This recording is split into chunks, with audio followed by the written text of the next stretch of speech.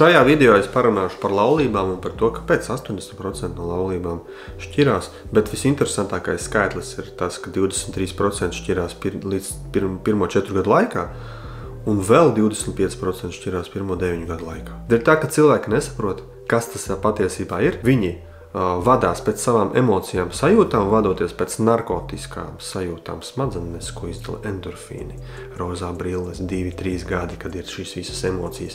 Un tad, ja jūs iekrītat lūk šajā laika posmā, plus jums ir maz vecums, jā, kad jums vēl hormonālie līmeņi burbuļo, jūs gribat dzīvot, jums interesē kaut kādas citas intereses, izklaides, kaut kas tāds, kādam viena karjera, citam otra karjera, tur vēl bērni, tā, pilns ar problēmām, plus vēl ekonomiskā situācija, darba nav, naudas nav, un aiziet konflikti, kuri tiek ienesti ģimenē, ja, un notika laulība, pieņemsim, notika dēļ rozā brillēm, vai dēļ tā, ka kāds ir kļuvis grūta, ja, meitene, pieņemsim, un tad notiek laulība, un tad pēc tam visas tās problēmas. 4 gadi šķirās, tāpēc, ka es nevaru izturēt to vidi. Tu tā kā sevi vercībā ieliec, gan viens, gan otrs mokās. Vai arī beidzās šīs rozā brīļu periods, tā saucamais, jā, smadzenēs endorfīni vairs netiek stimulēti, jā, līdz ar to parādās īstenā bilde, parādās otrs cilvēks, kāds viņš ir, ar kuru tu kopā esi. Un ja laulību iemesls bija nevis tas īstenais, par kur es līdz pastāstīšu, bet tas virspusējais, tas narkotiskais, jā, tad loģiski tādas laulības izjūgs ļoti ātri.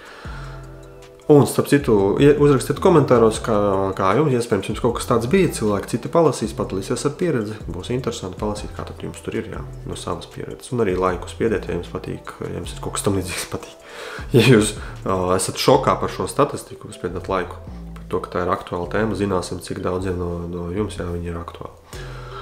Tālāk, kas tad ir, pēc kādiem principiem vispār tad ir jābūt laulībām veidotām? Ja tas cilvēks ir apzināts, viņš saprot, kas tas ir par instrumentu, kāpēc viņš ir vajadzīgs un ko viņš dod.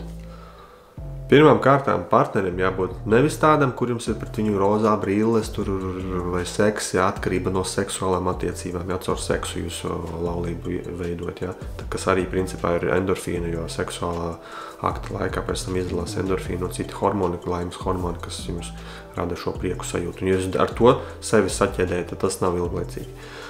Ilglaicīgas laulības ir iespējams tajā rakursā, ja cilvēki viņi laulību apzināti iet uz šo soli ar domu, ka viņam vienkārši ir komfortabli ar otru cilvēku, un viņi grib veidot ģimeni, viņi grib bērnus, ja, un attiecīgi tur loģiski, kur vajag bērnus, tur vajag 2, un lai bērni normāli attīstās, viņam vajag veselīgu vidi, vajag tēti, vajag mammu, vajag radīt, var teikt, vietu, kur bērni attīstīsies augsts, un tad tādi partneri, pirms viņi iestājās laulībā, viņi to labi apzinās, viņiem ir savā starpā komfortabli, droši, mierīgi, stabili, viņi viens otru pieņem, viņi saprot, kas tas ir par otru cilvēku, jābūt draudzīgām attiecībām, jābūt komfortablam, sajūtai ar to otru cilvēku, nevis rozā brillēm.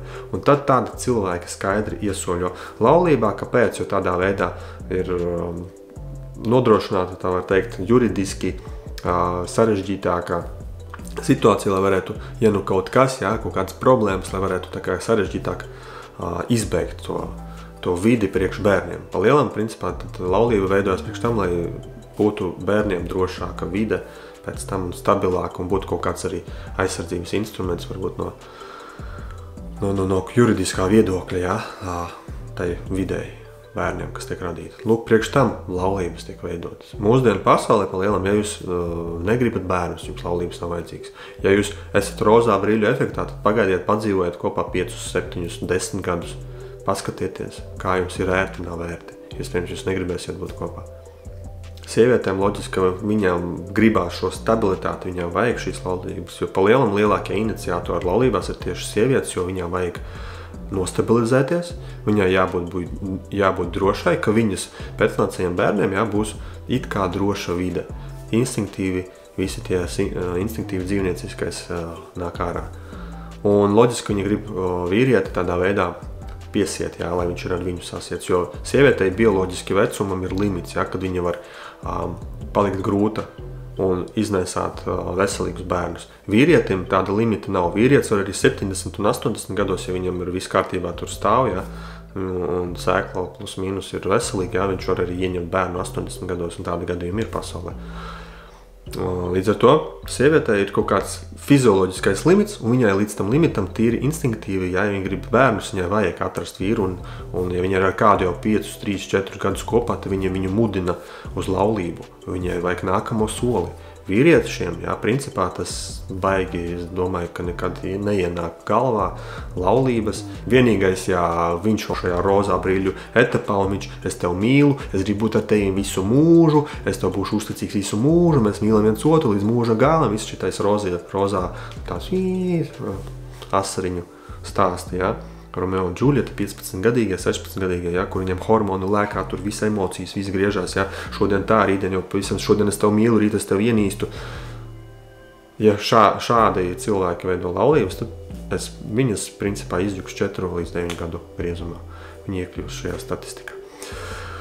Jā, un, protams, ir arī laulības, kuras tiek šķirtas pēc 20 gadiem kopdzīves, jā, tur 25%, man liekas, ir, jā, tas tā kā pēdējā stadija. Principā jau bērni lieli, cilvēki ir laulības tā kā institūts sevi ir nokalpojis, kāpēc viņš bija nepieciešams. Un vai nu zūd intereses, vai nu viens attīstās, otrs nē, viens degradējas, vai nu vairs negribās kopā būt, vai nu kāds atrod jaunāku. Jā, tur jau tādi jau klasiskie tādi, principā izprotami, saprotami, kāpēc tur pēc tam, teiksim, vecākiem, tiem gadagājumiem cilvēkiem tiek šķirtas tās laulības. Tikai 20% saglabā līdz mūža galam, un tad, kad cilvēki ir līdz mūža galam kopā, tas ir principā diezgan tāds reta parādība mūsu sociumā.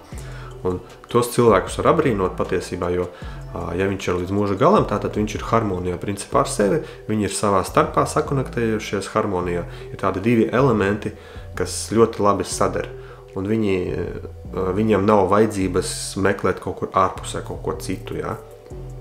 Tad ir, kad katrs elements ir savā vietā, jā, tad principā viņiem nav vajadzības kaut ko mainīt. Viņi vienkārši piedzīvo dzīvi, noveco kopā. Tas tāds skaists foršs stāsts, ko mēs, teiksim, varam filmās The Notebook, teiksim, jā, vērot, kur arī ļoti skaists tika vispār rādīts.